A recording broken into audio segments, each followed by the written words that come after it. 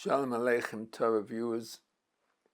It's Rav Hershel Reichman with a Toras Chaim, an idea on how to approach perhaps the greatest problem we, the Jewish people, face today, and according to our sages, which we have faced since time immemorial. That's the problem of Sinas Chinam, Jewish self-hatred. Our sages say in Yuma Daf Tes Amud Aleph on the 9th page of Masechet Yuma that the three great sins, Avodah Zarah, Gilu Arayot, and Shvichas Damim, idolatry, incest, murder, were the sins of the first temple and caused its destruction. But the great sin of the second temple was Sinat Chinam, Jewish internal hatred of one another, which caused the destruction of the second temple. And we have, of course, a very strong tradition from the Torah and the Nevi'im, Ksuvim, our sages, and the Torah Shabbal Peh. When we fix our sins, we will be redeemed. So this sin of Jewish self-hatred clearly has to be fixed or should be fixed, and that'll definitely speed the redemption. We are back in Israel today, so it's a big step towards redemption, Kibbutz Galiot, and more Jews are coming, thank God, and living there, but we're still far away from total redemption. The Beit HaMikdash is far from off the horizon, and we do need a lot of siyata d'shmaya, a lot of help from heaven to get to that final goal of Mot HaMashiach and Gula Shalema. So we still have to fix the sins of our people, and of course the great sin of Jewish self-hatred. Rashi says that when the Jews came to Har Sinai, the Torah has been using Lashon Rabim, Vayisu, Vayachanu, they traveled, they camped. But when it comes to Har Sinai, the Torah all of a sudden switches to Lashon Yachid, to the individual tense. Vayichan, Sham Yisrael Neged Ahar. The Jews camped as one by the mountain, says Rashi, Ki Ish Echad B'Lev Echad. That at that mountain, they were one person, one heart, even though all the other times they were split. So that we see that when we have, at that time, we have achieved total unity, we get the great gift of the Torah, the greatest gift ever given to us or to mankind. Now, in the Mechilta, another source for this idea, it says, Vayichan Sham Chanaya Achat Nitan B'libam Kedei She'avu Zeh et Zeh V'yikablu et HaTorah. They camped as one camp, which meant that they decided to love one another, and that's how they merited to receive the Torah.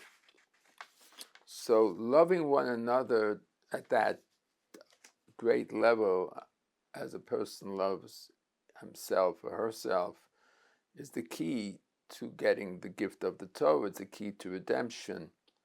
And the Medrash also says over there, Lo Yediach Hakamu Kocha Shel Tshuva, Sheb'Shah Kala Asu Yisrael Tshuva Miyad Nitkablu. We see how great the power of repentance is, that they were divided in Egypt, leaving Egypt, but when they got to Sinai, they repented all of that, and they decided to unite and to love one another, and it worked. That tshuva, that repentance was accepted. That's a model for all of us. We should not give up. We should not say it's hopeless. We can overcome Jewish self-hatred. We can overcome division. We can become united. It could happen in an instant, the way it happened at Har Sinai. What I wanted to do today is give the first of several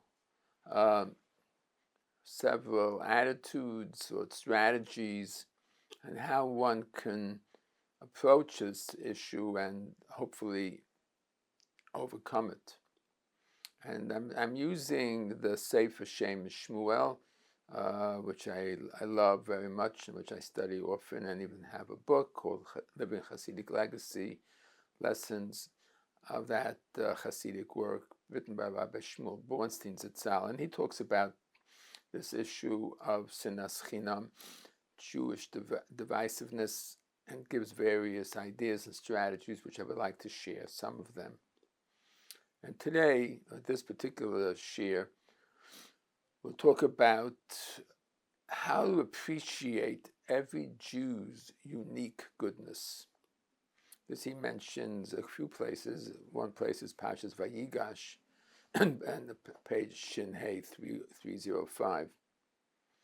Now, the Maharal explains that perhaps the basic reason for the enduring infighting and hatred among Jews is because culturally and nationally, Jews are extremely intellectual and stubbornly ideological. Now, the Torah describes us as an Am Keshei Oref, as a very stubborn people. And being stubborn has been a blessing, because many times we were outnumbered by other peoples who hated us, other ideologies, other faiths. But we've been very stubborn, thank God, and committed to our beliefs in Hashem and God and the Torah as we have it. This good part of Jewish character, though, sometimes turns against us, because a group of Jews will come up and invest in a certain ideology and feel that that ideology is the one and only way of living a proper Jewish Torah life, and not accept any other form of ideology. For example, the argument between the original Hasidim and their opponents, where each side thought that the other side was completely wrong because they believed so strongly in their own side. And we can show many, many such situations throughout Jewish history, and unfortunately including today. Now, when I have an ideology which is sincere and I believe is Torah-based, and maybe my friends and group believes in this very strongly, and meanwhile you have a different ideology, which is maybe even the exact opposite of mine, and you and your religious Jewish friends believe strongly in your ideology. So does that mean that our two ideologies are impossible to coexist, and one ideology must destroy the other one? To say that is against the Mishnayot, which say that Beit Shammai and Beit Hillel, back in the second Beit HaMikdash, towards the end of the second Beit HaMikdash, had many disputes, many strong disputes about Dvarim Ha'omdim B'Ruma Shel Olam, great and important matters, questions of Chiyuv Misa, questions of whether if you do it one way and you're wrong, you get a death penalty. And Beit Shammai says this, and Beit Hillel says that. And the Gemara says that even though they had such disputes, nevertheless their love for one another was open-ended, and they would intermarry with one another. I always think that that's a very good sign, that the dispute is L'Shem Shemaim, it's truly correct if the two sides can intermarry. So it's an intellectual difference, but doesn't turn personal. So what the Shem Shmuel suggests is the following. Instead of believing that my ideology, which I really believe in, is the only possible ideology, realize that the other ideology, the other system, the other way of thinking, and even living has merit. Has merit. It comes from a Torah perspective.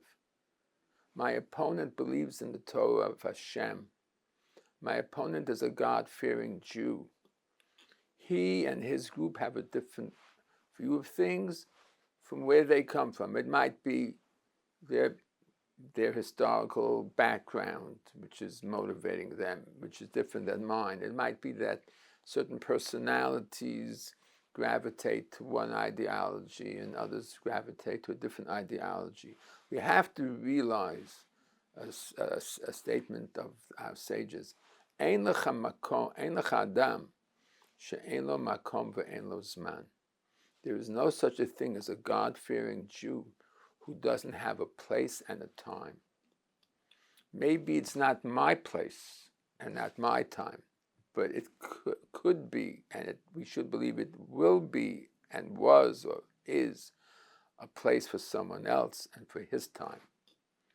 If we could learn to respect and appreciate the well-meaning and sincere beliefs of our opponents, coming from a good place, even if I think they're wrong, but they're coming from a good place. And I should feel that maybe there's a place and time for their point of view rather than my point of view.